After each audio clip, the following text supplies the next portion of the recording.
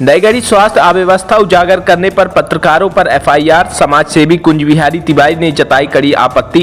ऊपर अपराध फर्जी अपराध दर्ज हुआ, जैसा कि वीडियो है पत्रकारों ने अपना जारी किया है, इसी तरह से जिसने एफआईआर किया है उसको जो आरोप पत्रकारों के ऊपर लगा है, सीसीटीवी कैमरा लगा है ना, जनता मांग कर रही है, हम सब मांग कर रहे हैं कि उसको तुम भी प्रसारित करो। पत्रकारों ने प्रसारित किया कि उनके साथ अभद्रता की जा रही है, उनके हाथ पकड़ के खींचे जा रहे हैं, उनको कमरे में खींचने का प्रयास किया जा रहा है। अच्छा हुआ कि 3 थे, नहीं तो पूर्व में आप सब। नमस्कार, आप देख रहे हैं हमारी पब्लिक न्यूज मिथिलेश त्रिपाठी के साथ। नईगढ़ी स्वास्थ्य केंद्र की खामियां दिखाने वाले पत्रकारों पर दर्ज एफआईआर को लेकर बवाल मच गया है। अगस्त क्रांति मंच के संयोजक समाज सेवी कुंज बिहारी तिवारी ने जिला कलेक्टर व पुलिस अधीक्षक को ज्ञापन सौंपकर मामले की जांच व एफआईआर वापस लेने की मांग की है।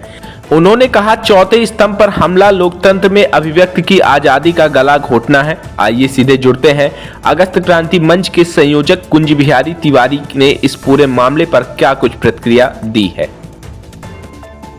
आज मऊगंज पुलिस अधीक्षक कार्यालय पहुंचे हैं, क्या है पूरा मामला? लोकतंत्र का जो चौथा स्तंभ है उस पर जो बुलडोजर चलाने का काम नईगढ़ी में हुआ है और जो अभिव्यक्ति की आजादी, मौलिक अधिकार है, प्रेस की स्वतंत्रता है, उस पर जो हथकड़ी लगाने का प्रयास कल किया गया है, ये जिन्होंने किया और जिन्होंने इसका समर्थन किया, दोनों पर राष्ट्रद्रोह लगना चाहिए। जनता त्राही त्राही कर रही है, व्यवस्थाएं खत्म हैं। जहां 3 लाख लोगों की आबादी है वहां एक भी डॉक्टर नहीं है। बेड सीट जाके देखिए तो चद्दर नहीं है, और अब तो हद हो गई कि लोग धीरे धीरे नईगढ़ी हॉस्पिटल जाना ही बंद कर दिए हैं। लेकिन ये जो चलन चला है कि अत्याचार, अनाचार, भ्रष्टाचार, दुराचार, इसके खिलाफ अगर बोलोगे तो ये फर्जी मुकदमे लगाएंगे।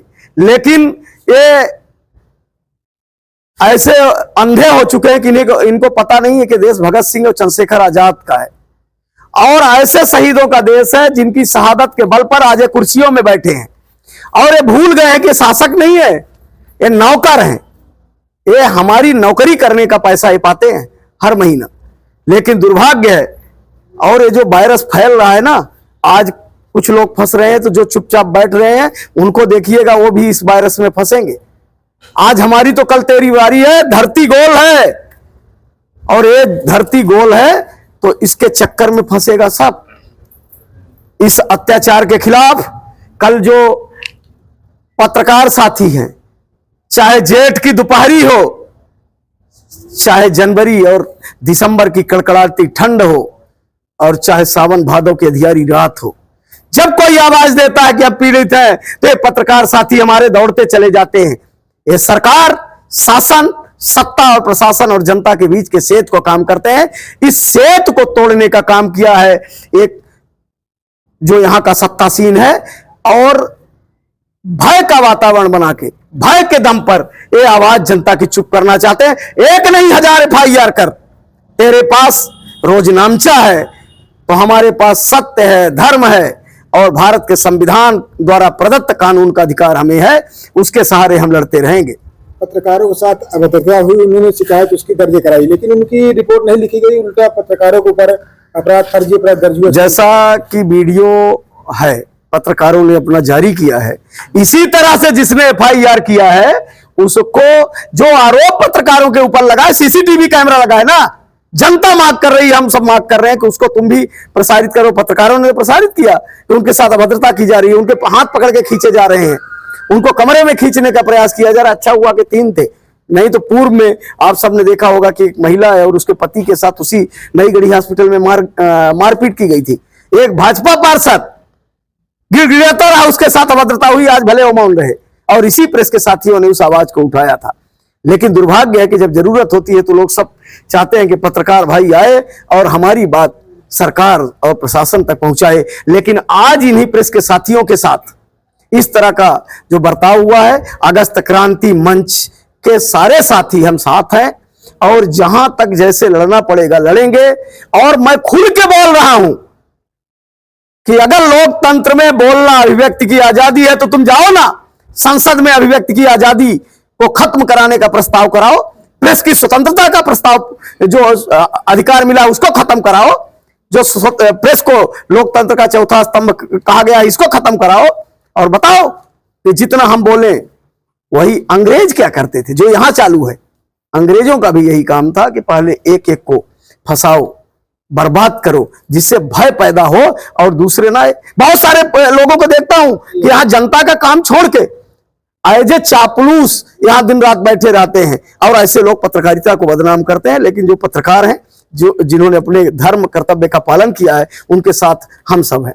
यह कोई पहला मामला नहीं है, इसके पहले भी कई ऐसे अपराध पत्रकारों के ऊपर दर्ज हुए हैं जो जनता की आवाज उठाने वाले का काम करते थे। तो इसको लेकर कब तक है अगस्त क्रांति मंच की लड़ाई, और कैसे आगे रहनी तैयारी? देखिए, जो जनता की बात करेगा, जो अत्याचार, भ्रष्टाचार, अन्याय, दुराचार का और अराजकता का विरोध करेगा, उसके ऊपर ये इस तरह का मुकदमा दर्ज करके और उसकी आवाज को बंद करना चाहते हैं।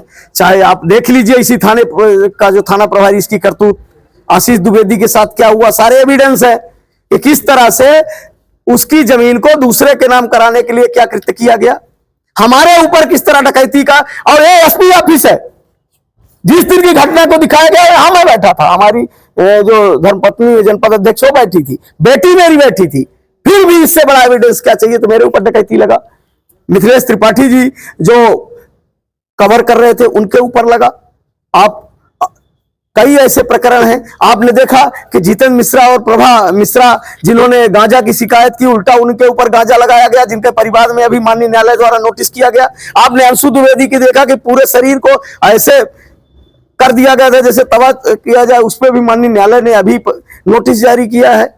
हम भी माननीय न्यायालय के ही तो भारत के संविधान और कानून से हम इस लड़ाई को लड़ रहे हैं, और जनता से आह्वान करना चाहते हैं कि मुख्यमंत्री आ रहे हैं 7 तारीख को, जो आप गली चौराहे में समस्या की बात करते हैं, इसके खिलाफ भी 7 तारीख को माननीय मुख्यमंत्री के सामने हम सब कोई ये बात रखेंगे, इस अराजकता को। और नहीं तो ऐसा स्तंभ है लोकतंत्र का, अगर ये हिला तो बड़ी बड़ी सरकारें हिल जाती हैं। जब चुनाव आता है तो आपके पीछे ही ये नेता घूमते हैं। ये जो अधिकारी आज फर्जी मुकदमे कर रहे हैं, इनको कोई बात करनी होती है जनता से तो आप सबको ही बुलाते हैं। मैं तो आप सबसे निवेदन करना चाहता हूं कि ऐसे भ्रष्ट अधिकारियों का बहिष्कार करिए, और इनके पास आप बाइट लेने जाना बंद कर दीजिए जब तक ऐसे भ्रष्ट लोग यहां हैं। इनका आप बहिष्कार करिए, आपका और हमारा क्या बहिष्कार करेंगे।